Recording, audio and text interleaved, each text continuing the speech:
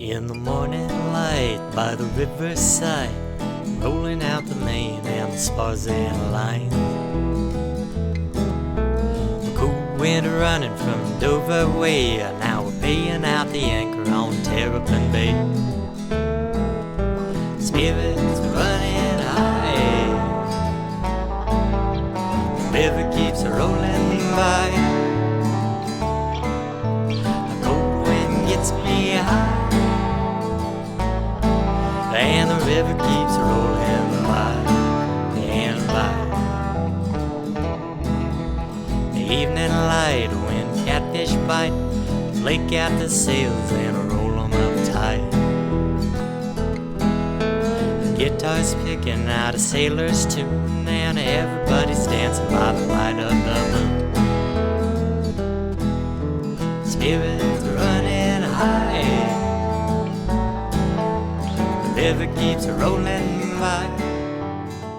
Well, August is winding down, and it's a very mild day out here on this familiar creek of the Cumberland. I've got the 12-foot skiff out to do a little rowing, sailing, maybe a bit of fishing, and it's been a long time. Not since I've had the boat out, but a long time since I've sailed the old 12-foot skiff, which has really been a staple of the Cumberland Rover channel. I kind of built the channel on this boat in a way. 2 years after I built my big 15-foot skiff, I was starting to want something a little bit more portable that I could carry in the back of my Ford Ranger in the bed and be able to get back into more remote launch areas. What I came up with was this 12-foot skiff that's basically what you might call a flat iron skiff. Just sort of the everyman skiff that has probably been built for many hundreds of years, I would estimate. Certainly, as long as any sort of dimensional lumber or sawn out square-edged planks were available, you can be pretty sure that people have been building skiffs just like this, flat bottom skiffs. She's really a good all-around practical little boat for whatever you want to do. She's very easy to row, and not that long ago I added a second rowing station that allows me to sit in the bow and row from the mast partner, and a passenger, usually Sydney, to sit in the stern on the seat all the way in the back of the boat. And still very easy to row. The one downside is she's so low-sided. Sides are only 11 1/4, which is the actual width of a 1x12. So you don't have a lot of freeboard when carrying a passenger, so you're kind of limited to flat, calm water.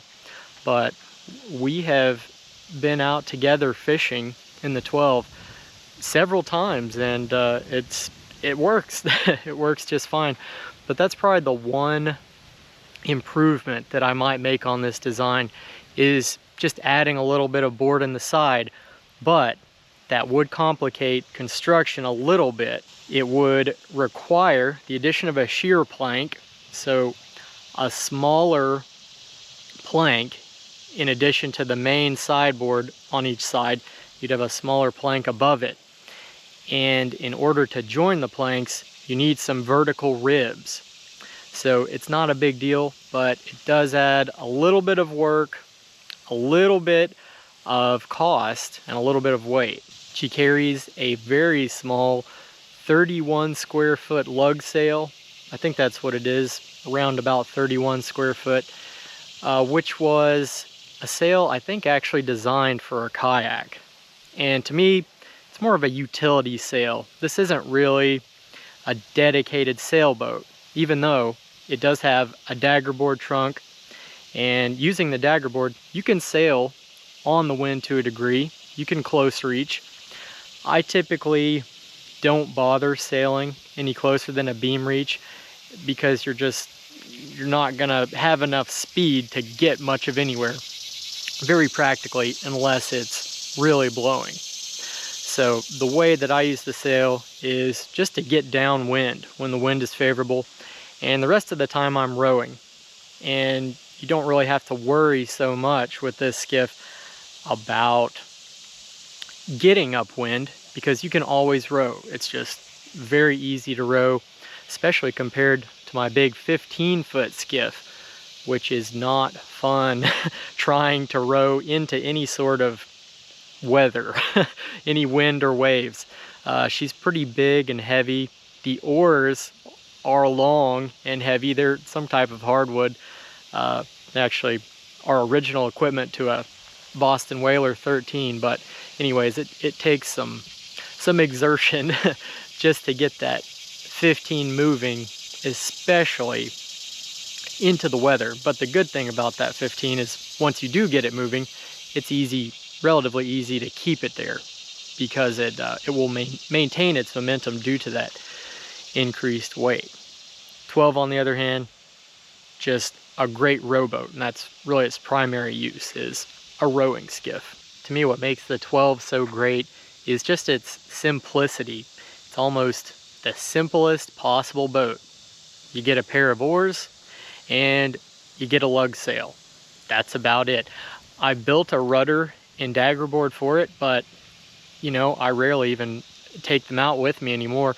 It's got a notch in the transom. Most of the time now when I want to sail, I'll just use an oar over the transom locked into that notch, and it takes a little bit of getting used to, but it's not difficult at all. To me, the less complicated you can make boating, the more fun it is. And it really is not all about the boat to me. It's about getting out here and being on the water, back in remote creeks and seeing beautiful wild places, and getting out and exploring the woods and the shoreline and just enjoying nature. So today I'm out here on the lower Cumberland on a little side creek, actually just in a cove at the mouth of a little side creek, and wind is out of the northwest, which means it's blowing from the mouth down the creek to the back of the creek. So I'm getting ready to set the sail here in the 12-foot skiff and just take a little stroll under sail. Let's get underway.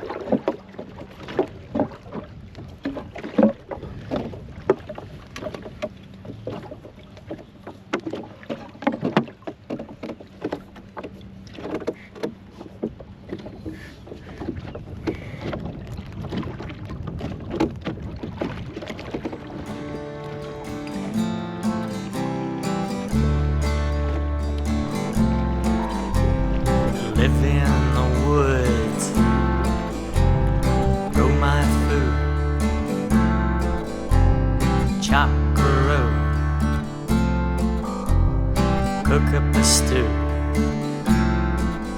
The ways are old, I am new. Cut firewood, my granddad grew. Sunrise up again, one more time to face the wind. Yeah, sunrise up again, one more time